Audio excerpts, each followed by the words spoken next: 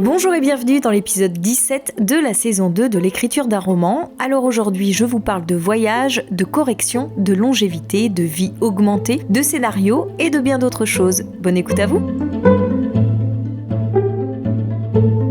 Le mercredi 17 mars 2021. J'ai donc commencé ma séance en écrivant sur le voyage. Donc j'ai écrit 3 pages à peu près là-dessus. J'ai réfléchi un petit peu à ce que ça m'évoquait, pourquoi est-ce qu'on partait en voyage, qu'est-ce qu'on attendait de ça, qu'est-ce que moi j'avais trouvé dans mon voyage en Inde, en quoi il m'avait changé, qu'est-ce que Olivia attend de ce voyage, et qu'est-ce qui m'avait interpellée par rapport à ça en Inde, comment le voyage transforme, enfin un peu tout ça. Donc j'ai pas mal réfléchi là-dessus. Je pense que je vais recommencer avec ça demain pendant une petite heure aussi avant de reprendre là où j'en suis dans mes corrections. Et ensuite, j'ai donc continué ce que j'avais fait hier, c'est-à-dire la correction du texte. Je reprends le texte que là où il est surligné dans une couleur, que ce soit bleu, vert ou rouge. Je pense que je vous avais déjà parlé de mon code couleur, mais au cas où je vous redonne un petit peu des indications. En vert, ce sont les tournures de phrases maladroites ou les mots dont la définition ne correspond pas exactement à l'idée que j'ai en tête. En vert également, les répétitions au sein d'un même paragraphe ou d'une même page. En bleu, ce sont les répétitions qui reviennent très souvent dans le corps du texte, dans tout le corps du texte. Donc pareil, j'essaye de trouver des synonymes qui pourraient les remplacer, d'autres manières de dire les mots. Et en rouge, ce sont les phrases qui paraissent maladroites à ma professeure de français. Donc j'essaye toujours de comprendre pourquoi. Là, en me concentrant que là-dessus, j'arrive à mieux percevoir ce qu'elle n'aime ou pas. Bon, il y a des fois, je l'écoute parce que je suis d'accord avec elle. J'essaye de trouver d'autres formules. Et puis des fois... je l'écoute pas parce que je suis pas d'accord avec elle. Je trouve que ce que j'ai voulu dire, c'est exactement comme ça qu'il fallait le formuler. Donc, je cherche souvent quand même à faire des tentatives de formulation autres, mais quand il y a rien qui me convient, je reste avec ma formulation de base. Ce qui n'empêche pas que si jamais je suis pas entièrement satisfaite, je le laisse surligner en rouge. Je trouve cet exercice hyper intéressant à faire, mais alors hyper fastidieux, hein. De faire que ça pendant toute ma séance d'écriture, j'avoue que ça ne m'épanouit pas du tout. D'autant plus que c'est très lent. Là, j'en suis à la page 15. Et donc, j'ai fait un peu le calcul. J'ai avancé de 4 pages aujourd'hui. Si je travaille à ce rythme-là, il me faut 55 jours pour terminer ces corrections. Donc, évidemment, je ne tiendrai jamais... si j'ai pas le choix, bien sûr que si, je tiendrai, mais 55 jours, ça me semble trop énorme. Il faut que j'arrive à condenser un peu cet exercice. Ou alors le faire avec quelque chose d'autre en parallèle. Pourquoi pas commencer à préparer un dossier aux maisons d'édition à côté. Ouais, de partager un peu ma séance en deux. De toute façon, là, j'ai avancé sur 4 pages en 1 heure. Donc, si je partage ma séance en deux en consacrant 1 heure à la préparation du dossier et 1 heure aux corrections, peut-être que ça peut le faire. Ça sera peut-être un peu moins lourd comme ça, parce que... Donc là, 55 jours, ça nous amène au 11 mai, sachant qu'une fois que j'aurai fini ces corrections, je n'aurai pas encore relu le texte. Donc là, j'ai encore 7 étapes à faire avant l'envoi en maison d'édition. Et si, après cette ultime relecture, je me rends compte qu'il y a encore des choses qui ne fonctionnent pas, et que ça risque de poser problème à la lecture pour un éditeur, pour quelqu'un qui ne connaît pas mon texte, il va falloir que je retravaille. Donc là, on n'est pas rendu, quoi. J'essaye d'être moins perfectionniste aussi. Je me dis qu'une fois que j'ai un modèle de dossier prêt, avec une lettre d'attention ou un mail de contact, enfin tout ça, toutes les pièces un peu qui peuvent accompagner le manuscrit. Une fois que j'ai quelque chose de satisfaisant, j'accélérerai peut-être un petit peu mes corrections, quitte à y revenir plus tard. De toute façon, je sais que si le travail il me paraît trop lourd et que ça me saoule, je sais que je vais avoir tendance à accélérer un peu. D'ailleurs, c'est aussi pour ça que la fin de mon texte est moins aboutie que le début, parce que quand j'arrive vers la fin, j'ai envie d'accélérer, j'ai envie d'aller plus vite, j'ai envie d'avancer, et souvent j'ai tendance à bâcler, quoi. C'est pas bien. Donc voilà ce qu'il y en est pour ma séance du jour. Et sinon, je viens de commencer un nouveau livre, qui est un livre d'Haruki Murakami, Profession romancée. Et donc, je n'ai jamais lu aucun roman d'Haruki Murakami. Par contre, j'en ai entendu parler. Et alors ça me paraît mais beaucoup plus intéressant que le livre de Jack London qui est un peu passé, je trouve, aujourd'hui, Profession écrivain, sur lequel j'ai du mal à avancer. Déjà parce qu'il parle que d'argent.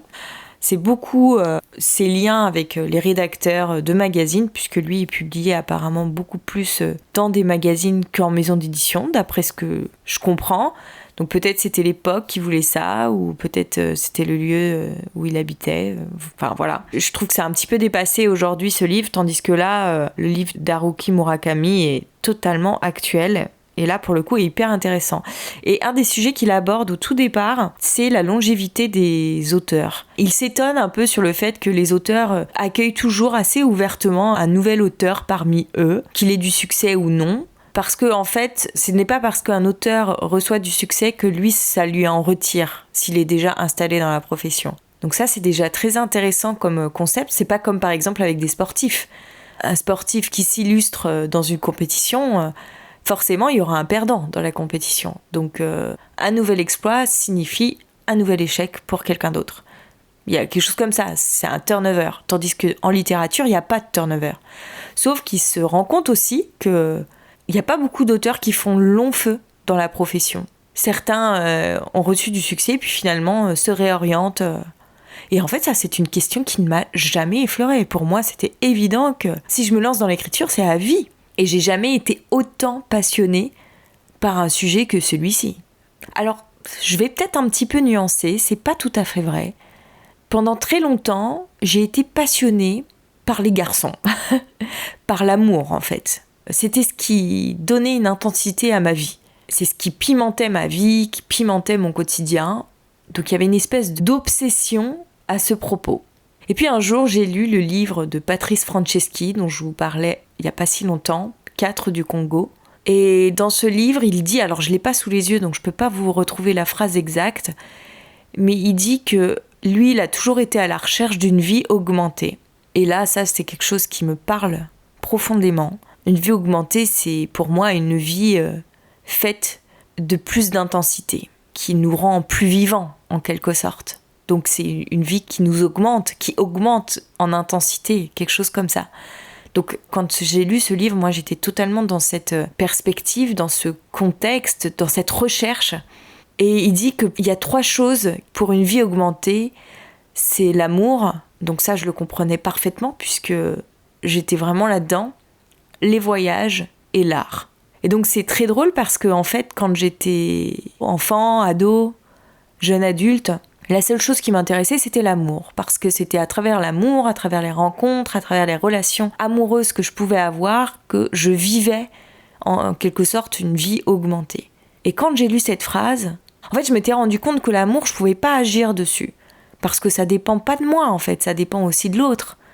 Donc moi, je pouvais bien tomber amoureuse, mais si ce n'était pas réciproque, ça me rendait triste. Donc finalement, la vie augmentée que je recherchais était plutôt une suite de déconvenues et de déceptions plutôt qu'un épanouissement. Alors que le voyage, c'était quelque chose sur lequel je pouvais agir qui ne dépendait que de moi. Ça a été un élément déclencheur qui a fait que je suis partie en voyage.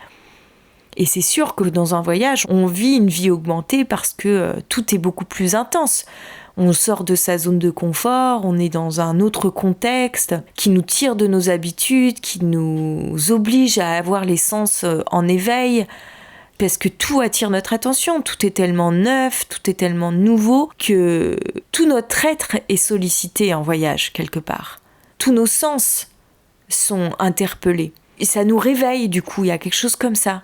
Et alors par contre, un truc que je comprenais pas dans sa phrase, c'était l'art. Bon, l'art, je voyais pas en quoi l'art pouvait nous apporter une vie augmentée. Et aujourd'hui, je le comprends. Maintenant que j'écris, je comprends cet aspect-là, parce que quand on est pris dans un élan créatif, ça arrive pas toujours, ça. Faut pas croire que tous les jours, j'attaque ma séance et que je suis prise d'une espèce d'émulsion et de fulgurance, d'inspiration divine. Non, ça arrive de temps en temps et c'est génial. Mais c'est plus cette émulsion dans laquelle me met mes réflexions autour de l'écriture. J'ai l'impression d'être tout le temps en recherche, toujours à l'écoute de ce qui se passe autour de moi, de réflexions qui m'interpellent pour mettre les choses en lien. Ça me nourrit, ça me remue intellectuellement parlant, et du coup ça me fait vibrer en fait au quotidien. Et alors aujourd'hui, c'est ça qui est incroyable, c'est que je vis une vie, tout ce qu'il y a de plus banal quelque part. Voilà, j'habite un appartement, bon, certes, dans un petit coin de France que j'aime tout particulièrement, au bord de la mer, donc le lieu est plutôt sympa. Tous mes jours se suivent et se ressemblent un peu, mais comme je suis dans cette espèce de perpétuelle émulsion créative, intellectuelle, je m'ennuie pas. Ça donne une intensité à mes jours dont j'avais jamais eu conscience auparavant. Parce que quand j'étais enfant, il y a eu des fois où j'étais dans cet état-là, quand j'ai écrit mon premier roman, parfois quand j'écrivais des poèmes, quand je pouvais lire des histoires, quand je dessinais. Enfin, j'ai eu plein de moments où j'étais dans la création et du coup, le quotidien disparaissait derrière ça, quoi. Mais en fait, c'était quelque chose qui n'était pas conscient et c'est pour ça, quand j'ai lu cette phrase dans le livre de Patrice Franceschi, ça m'a pas du tout parlé sur le moment. Je voyais pas ce qu'il voulait dire. Tandis que pour l'amour et le voyage, ouais, ça me semblait complètement compréhensible. L'amour et le voyage sont deux choses qui nous font vibrer. Et en fait, l'art est aussi quelque chose qui peut nous faire vibrer. Et moi, c'est par l'écriture que je me découvre dans la création, en fait. Je suis en train d'écouter le podcast Histoire de jeunesse des éditions Bayard. C'est super intéressant, en fait, c'est plein d'auteurs jeunesse qui racontent un petit peu comment ils sont devenus écrivains en parlant de leur enfance, de leur rapport aux histoires quand ils étaient enfants. Et du coup, ça m'a rappelé que moi, mis à part ce roman de 232 pages que j'ai écrit quand j'avais 10 ans, en fait, à un moment, j'avais écrit un scénario qui s'inspirait un peu de ma vie. Mon personnage principal, il s'appelait Aurélia, donc comme moi, et elle était insupportable. J'étais ado à ce moment-là et j'étais amoureuse d'un garçon. Et donc aussi, il y avait le personnage dont j'étais amoureuse dans le scénario. Et ma relectrice, c'était ma mère. Donc je faisais une version, je lui faisais relire, elle me faisait ses retours. Je corrigeais, je lui faisais relire, elle me faisait ses retours. Et je sais que je l'ai au moins réécrit 7 fois déjà, ce petit scénario qui n'a jamais finalement abouti, hein, mais je pense qu'on avait déjà dû me dire quand j'étais enfant qu'il ne suffisait pas d'écrire, que derrière il fallait réécrire, qu'il y avait des corrections à faire. Parce que même mon roman de 232 pages, quand j'avais 10 ans, j'ai jamais considéré qu'il était terminé. Après, je l'ai réécrit, je l'ai corrigé, j'ai toujours essayé de l'améliorer. Et puis c'est ce travail-là que j'ai jamais mené jusqu'au bout. Mais par contre, le premier jet, je l'avais abouti. Comme ce scénario dont je viens de vous parler, c'est pareil, c'est un premier jet abouti. Alors là, c'était un scénario, c'était pas un roman, mais disons que l'histoire était terminée. Le jeudi 18 mars 2021. C'est super intéressant l'exercice que je fais en ce moment en travaillant sur le vocabulaire, parce que déjà j'apprends plein de choses, ça me permet d'approfondir mon texte, et je me dis que peut-être que pour le moment j'avance pas très vite, parce que en fait je cherche la définition des mots qui se répètent souvent dans mon texte pour essayer de trouver des synonymes ou de manières de dire les choses différemment. Et donc là, je suis en train de faire beaucoup de recherches dans le dictionnaire, mais une fois que je vais retomber sur ces mots plus tard dans le corps du texte, j'aurai pas besoin de refaire ces recherches. Il me suffira juste d'aller trouver dans mon fichier un petit peu qu'est-ce que je peux dire d'autre par rapport à ça. Et puis je me rassure assez parce que finalement, il y a des répétitions que j'ai notées qui se répètent des fois pas tant que ça ou pas de la même manière. Par exemple, j'ai le terme jusqu'ici, jusqu'alors, jusqu'à présent qui revient très souvent, le jusque. Et en fait, je l'utilise jamais avec le même mot. Ça peut être jusqu'ici, jusque-là, jusqu'alors, jusqu'à présent. Et donc, ça fait pas tant répétition que ça. Et puis, c'est pas non plus à chaque paragraphe ni à chaque page. C'est assez clairsemé pour que ça ne choque pas à la lecture. Typiquement, ce genre de terme, à mon avis, je vais pouvoir le laisser. Et puis après, il y a des mots qui sont quand même très courants, comme la vie, le temps, qui sont, à mon avis, pas hyper gênants s'ils se répètent dans le corps du texte. C'est impossible de les remplacer par quelque chose d'autre, cela. Il me semble, en tous les cas. Peut-être que j'apprendrai que c'est possible, mais là, je vois pas trop. Donc peut-être c'est pas si gênant. Donc à voir un peu comment ça va évoluer. Là aujourd'hui j'ai vraiment pas avancé beaucoup, quoi. J'ai travaillé sur une page, voilà. Donc par rapport à ma deadline, je commence déjà à avoir du retard parce que je suis censée avancer sur 4 pages par jour. Donc bon, Mais après, voilà, là aujourd'hui, il s'avère que je suis tombée sur une page où il y avait beaucoup de modifications à faire. Demain, si jamais je tombe sur une page où il n'y a pas de modifications, ça va avancer plus vite. Donc ça dépendra beaucoup des jours et je pense que plus je ferai cet exercice, plus ça ira vite. J'espère parce que même si c'est passionnant, hyper intéressant, c'est quand même bien prise de tête pour commencer la journée. Je prends pas du tout le même plaisir que lorsque j'écris quelque chose. Mais bon, ces 2 heures du matin ne sont pas forcément dédiées à l'écriture, elles sont dédiées à mon roman en cours d'écriture, donc que ce soit pour faire un travail de réécriture, pour faire un travail de correction, pour me relire, pour préparer un dossier pour l'envoyer en maison d'édition, peu importe. Le but, c'est d'amener ce texte jusqu'à la fin. Le samedi 20 mars 2021. Je suis en train d'écouter le dernier épisode de Bookmakers d'Arte Radio avec Pierre Jourde. Et il se considère lui-même comme l'écrivain le plus refusé de France. C'est-à-dire celui qui a écopé du nombre de lettres de refus le plus élevé de France.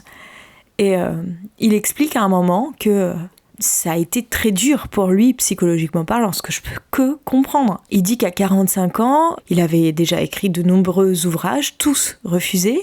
Il avait consacré tout son temps, toute son énergie à être publié sans jamais l'avoir été. Donc lui-même se considérait comme écrivain, mais il ne pouvait pas le dire puisqu'il n'avait pas été publié, donc aucune reconnaissance de la part de ses pairs. Il avait mis même de côté sa carrière d'universitaire. En tous les cas, il n'avait pas essayé d'être trop ambitieux dans ce domaine-là, puisque lui, son but, c'était de devenir écrivain. En gros, il avait mis toute son énergie pour devenir écrivain, et à 45 ans, il l'était toujours pas, il avait toujours été refusé. Oh, mais dis donc, qu'est-ce qu'il a traversé, cet homme? Je suis éberluée, je ne sais pas si j'aurai cette ténacité. Ça, c'est typiquement un truc qui me fait peur. Si l'Inde de Souraj est refusée partout, déjà, ça va être un sacré coup pour moi.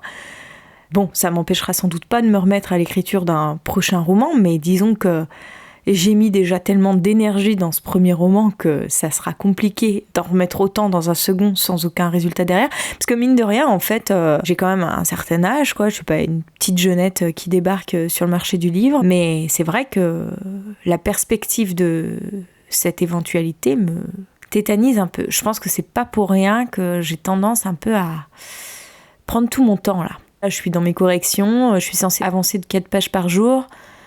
Ça fait 3 jours que j'ai avancé de 5 pages, quoi, en gros. J'avance vraiment à la vitesse d'un escargot, comme si il fallait que je freine le temps pour pas aller trop vite.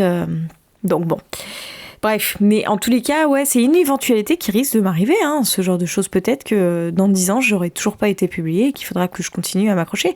Lui, il a attendu 23 ans. 23 ans. Putain, franchement... il faut avoir foi en soi au bout de 23 ans, mais je pense que c'est clair qu'il a dû traverser des moments hyper difficiles. Hein.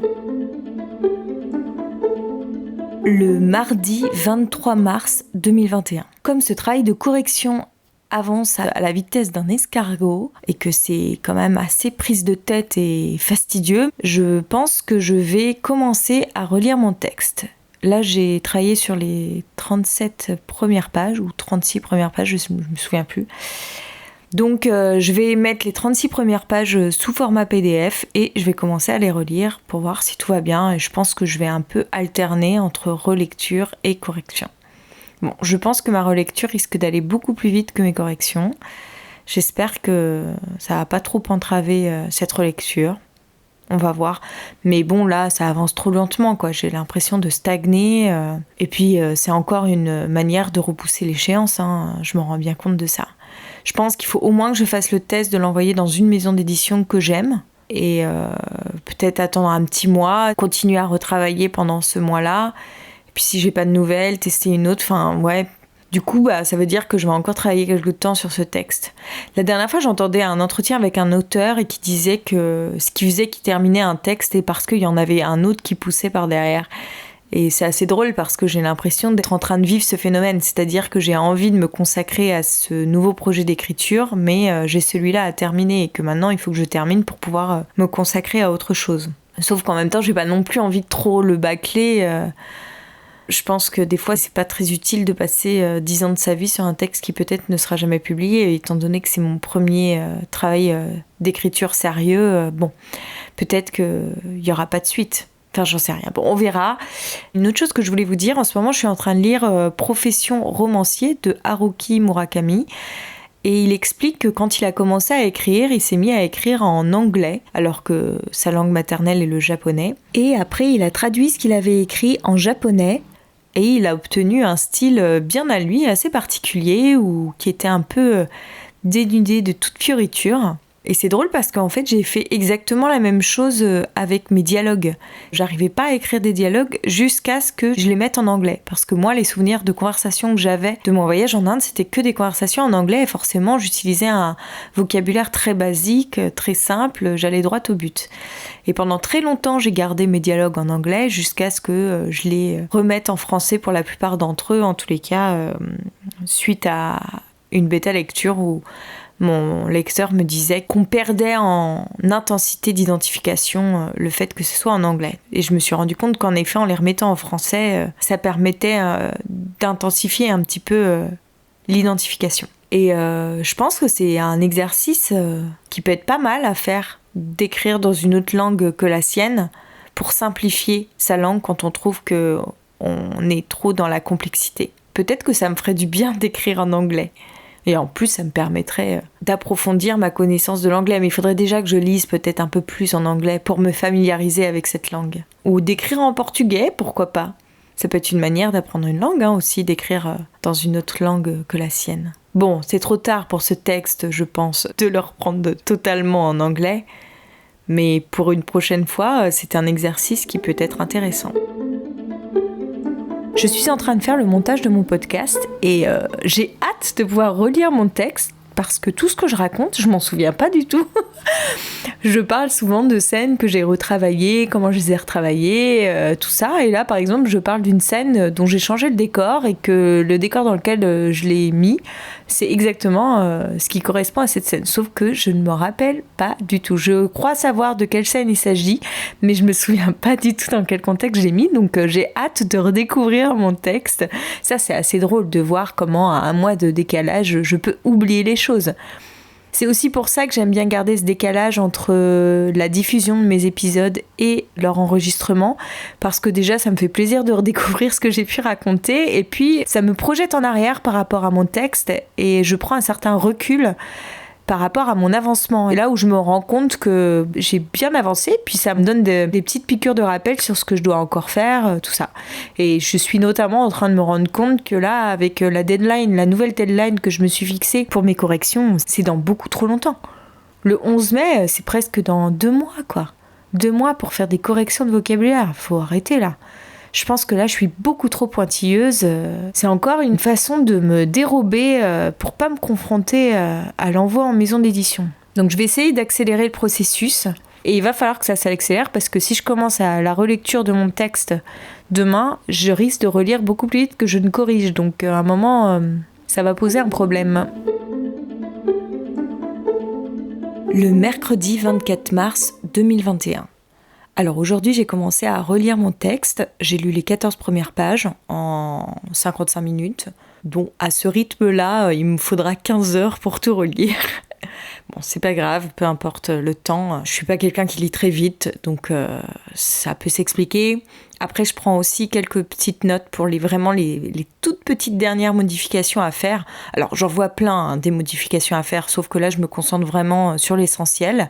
J'ai enregistré mon texte corrigé dans un format PDF, sans tout le code couleur que j'ai pour les petits mots à changer, les petites tournures de phrases maladroites, ce genre de choses, pour pas être parasité par ça dans ma relecture. Et puis du coup, comme je suis sous format PDF, je suis pas tentée de faire des modifications directement dans le corps du texte. Donc là, je ne me concentre que sur la lecture. Je vais faire ça tous les jours pendant 1 heure avant de m'atteler aux corrections de la suite du texte. Ça a avancé plus vite d'ailleurs à ce propos aujourd'hui. Je pense que je commence à prendre mon rythme de croisière, que j'ai moins souvent... D'ailleurs, j'ai pas du tout cherché dans le dictionnaire aujourd'hui. Je suis tombée que sur des mots dont j'avais déjà noté les définitions.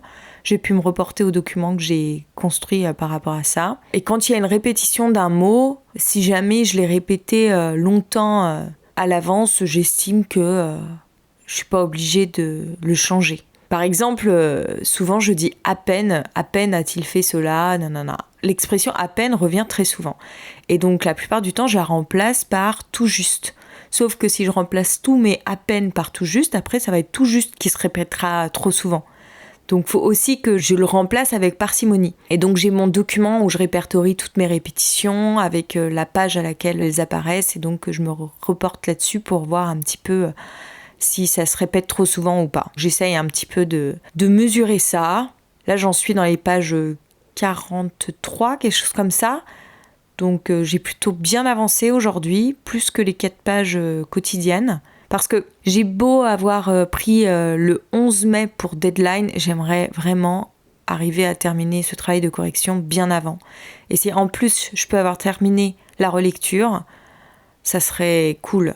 Ça serait bien que début mai, déjà, j'ai terminé la correction et la relecture et que je sois à même de préparer les dossiers pour l'envoi en maison d'édition à ce moment-là. Il faut que j'arrive à lire tous les jours pour pas perdre le fil non plus. Faut pas que je traîne trop à relire parce que sinon après je vais plus être plongée dans mon texte, mais en même temps je peux pas non plus aller plus vite que les corrections. Donc c'est là où c'est un petit peu délicat. Pour l'instant, les 15 premières pages que j'ai lues ce matin, ça va vite, c'est efficace. On a envie de savoir ce qui se passe. J'ai noté une petite incohérence qu'il va falloir que je change, mais j'ai juste une phrase à changer par rapport à ça. Donc, j'ai quand même pris une page de notes manuscrites de petites choses à modifier ici et là, mais c'est vraiment du peaufinage. À part ce truc-là de chronologie qui est pas logique, le reste c'est vraiment du détail. Je pense que de toute façon, je pourrais ne jamais m'arrêter dans la transformation de ce texte. C'est pour ça qu'à un moment... Alors bon, le début, je sais que là, j'en suis à un stade où je vais pas pouvoir aller plus loin. J'espère avoir ce même sentiment sur la deuxième moitié de mon roman. Et ça, c'est moins sûr. Et si j'ai des choses à retravailler, de nouveau, ça reporte mes délais. Si en relisant, je me rends compte qu'il y a des grosses incohérences, des trucs qui fonctionnent vraiment pas bien... Tout ça, je serais bien obligée de retravailler mon texte à la truelle. Et ça va me retarder encore dans les délais que je me suis fixés. Mais en même temps, je préfère le retravailler encore, puisque quand je vois là où j'en suis arrivée dans les premières pages, ce que j'ai réussi à faire à force de travail et d'assiduité, je peux réussir à le faire pour la fin de mon texte. Donc ça vaut peut-être le coup de passer du temps encore sur la fin de mon texte pour arriver à quelque chose d'aussi abouti que le début. En ce moment, j'écoute le podcast de Bayard Jeunesse, ou des éditions Bayard tout court, je crois, Histoire de jeunesse. Et là, je suis en train d'écouter l'épisode avec Pénélope Bagieux. Elle parle de qu'est-ce qui fait qu'elle sait que c'est une bonne idée ou pas. C'est-à-dire qu'elle dit « j'ai tout le temps des embryons d'idées », des bourgeons d'idées, elle dit même, mais je les laisse mourir parce que la plupart du temps, ça ne vaut pas le coup que je m'y attelle pour une durée assez longue. Parce que si c'est une bonne idée, et il faut savoir que je vais devoir m'y atteler pendant 1 an, 2 ans. Je pense que ça, c'est une problématique qu'ont tous ceux qui écrivent. C'est-à-dire comment savoir qu'on tient la bonne idée. Moi, je suis un peu pareil, j'ai tout le temps des idées en fait. Et puis, je pense qu'en effet, c'est celles qui persistent dans le temps qui sont sans doute les bonnes idées. Et elle dit quand elle tient une bonne idée, après, elle s'arrête plus, quoi. Elle y pense tout le temps, elle en parle à tout le monde, elle le mentionne à tous les coups, en disant « Ah ouais, c'est marrant, dans mon roman, justement, j'en parle. » Et c'est trop drôle parce que je me suis tellement reconnue là-dedans. C'est-à-dire que moi, l'Inde de Souraj, à chaque fois qu'on parle d'un sujet qui m'évoque mon roman, je suis là en train de mentionner mon texte. Ah bah ouais, tu devrais lire mon livre parce que ça, j'en parle. C'est un truc que je fais assez souvent. C'est peut-être chiant d'ailleurs pour les gens autour. Faut que je fasse attention à ça. Et elle compare ça aux histoires d'amour. C'est-à-dire que quand on rencontre quelqu'un et qu'on est fou amoureux, on a envie d'en parler à tout le monde, on saoule en fait son entourage avec ça. On est un peu obsessionnel. Et pareil, quand il y a une histoire qui nous prend aux tripes. Et elle dit, et ça fait la même chose quand on n'a pas d'idée. On essaye quand même de trouver des idées en disant si, celle-là c'est une bonne idée, et on se persuade comme ça, comme quand on vit une histoire d'amour un peu pourrie et qu'on trouve toujours quand même qu'il y a des bons côtés pour se rassurer. Et ça me fait trop rire qu'elle fasse cette comparaison. Je trouve ça hyper original. Et en fait, ça me parle d'autant plus que moi, pendant longtemps, au lieu d'écrire, j'ai passé mon temps à tomber amoureuse, entre guillemets. J'ai passé toute mon énergie là-dedans, plutôt que dans l'écriture. Et aujourd'hui, je mets toute mon énergie à l'écriture. et je vis les choses avec la même intensité. C'est peut-être pour ça que Patrice Franceschi, qui dit qu'il y a 3 façons d'avoir une vie augmentée dans la vie, c'est l'amour, le voyage et l'art. C'est peut-être pour ça qu'on dit que l'art permet une même intensité que l'amour.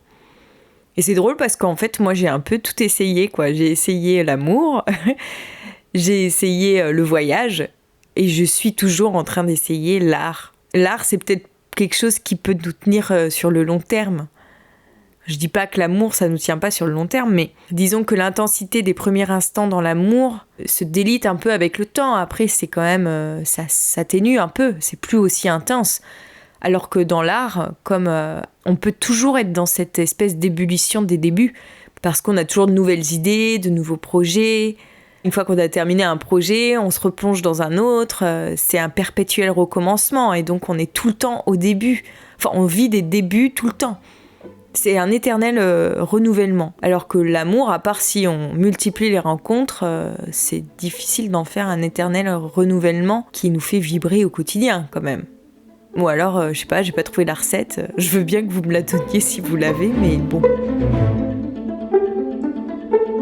La suite de mes aventures d'apprenti écrivain au prochain épisode. J'espère que celui-ci déjà vous a plu, et si c'est le cas, je serai ravie de vous retrouver la semaine prochaine, même jour, même lieu, même heure, vendredi à 18h sur votre plateforme de podcast préférée. En attendant, je vous annonce qu'une nouvelle vidéo sera en ligne ce samedi dès 14h sur ma chaîne YouTube Aurélia se raconte, avec un tout nouveau format. Je vous laisse découvrir, c'est une surprise. Et si vous avez des conseils ou des réflexions à partager avec moi, n'hésitez pas à venir me retrouver sur Instagram @AuréliaHorner. Merci beaucoup pour votre écoute. À très bientôt.